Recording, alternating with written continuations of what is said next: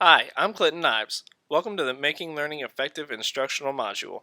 During this presentation, we will explore the ways people learn most efficiently, the ways they don't, and the best practices to implement some of these methods.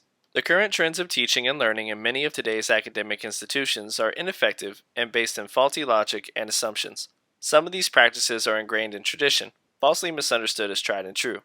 Thanks to the cognitive psychology and data driven by real life case studies, we now know that many of the ways we go about learning are simply misguided and incorrect. There are 5 different objectives that you will be able to complete by the end of this lesson.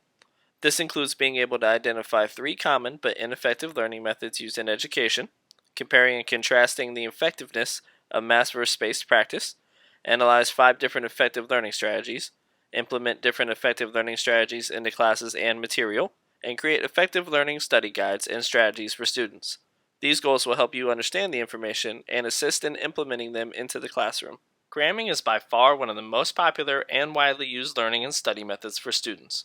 It is popular among students because it presents them with a false sense of mastery and seems like they are learning a lot in a small period of time. Unfortunately, however, it has been proven that the gains from cramming are extremely short term, and the majority of the information will not be retained. This makes for a stressful, time consuming, and inefficient way to study. Another extremely popular style of learning and studying is rereading text over and to try and burn the content into memory. This doesn't work for many reasons. Rereading content does nothing to make the brain work harder. The brain is processing the same information the same way and is not being challenged in a way that allows meaningful learning and varied connections to the content to be made. This also creates a false sense of knowing because oftentimes people who rely on this perform no better when having to recall the information than people who do not. Mass practice is by far one of the most widely used types of learning and studying. This consists of doing one thing over and over again in succession with the idea that this will lead to mastery. This is completely unfounded, however. It has been proven that the brain can only retain so much through this practice, and after a certain point, there is no substantial gains any further. The reason this happens is because the brain is not being forced to do things in any challenging way, and no forgetting or effortful recalling is taking place. Spaced practice is taking a break from practicing something, typically for at least one day. Sleep in between sessions usually enhances effectiveness. When spacing practice, it gives time for a bit of forgetting to take place. When recalling information from memory after this break, the brain has to work harder, which builds more complex and stronger connections to the information. It has been shown that students who use spaced practice have better performance with recalling and utilizing the information. Reflection is a very effective learning method because it allows deep thought processes to take place. Reflection might consist of questions such as, what were my strengths? What did I do wrong? How can I improve next time? Etc. This allows for a more objective gauge of the level of understanding that one possesses and helps identify target areas for study and review. Interleaving material when studying is an extremely effective method. This style relies on switching up the material that is being studied as the student goes, which helps minimize cognitive overload and brain fatigue. When varied material is added, the brain builds more connections and can process a larger amount of information. This also allows for better recall ability when presented with differing scenarios and order of questions on tests or in real-life situations. Taking new knowledge and connecting it to a personal situation or experience is a profoundly effective method to retain and build a deeper understanding. This provides a means to make the brain process and interpret information in an abstract way, building more interpretations and allowing for real use applications when necessary in the future. When people interpret knowledge in a personal way, they identify new uses and understanding in their own life, which helps retention.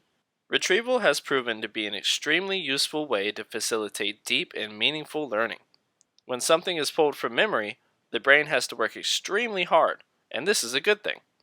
Every time something is recalled from memory, the connections to that subject in the brain are increased. Retrieval can be easily practiced through tried and true methods such as tests, flashcards, fill in the blanks, and more. Frequent low-stakes quizzes are a great way to implement the retrieval method in the classroom. When the stakes are lower, students are more likely to focus on actually learning and grasping the material versus focusing on the results in their grade. This also provides students with a more objective measurement of mastery of knowledge versus other methods that often lead to a false sense of understanding.